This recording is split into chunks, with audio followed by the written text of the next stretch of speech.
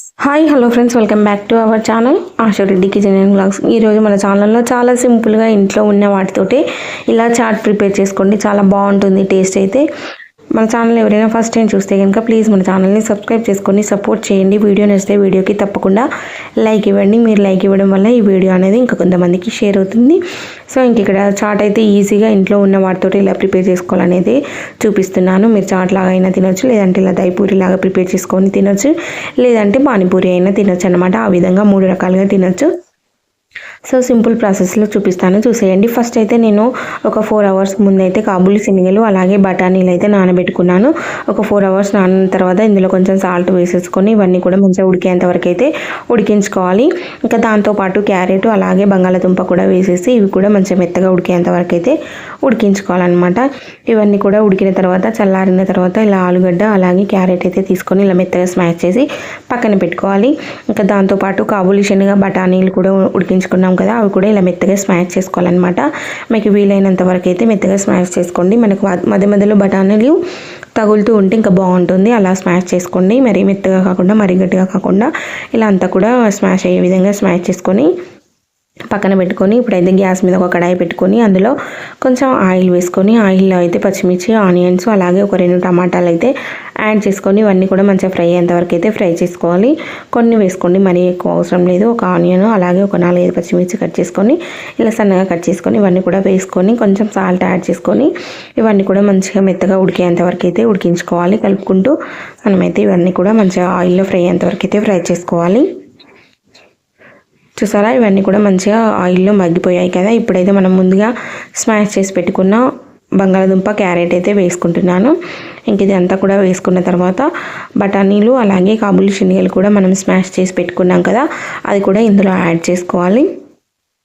ఇదంతా యాడ్ చేసుకున్న తర్వాత కొంచెం వాటర్ యాడ్ చేసుకొని ఇదంతా కూడా ఆయిల్లో కలిసే విధంగా కలుపుకోవాలి.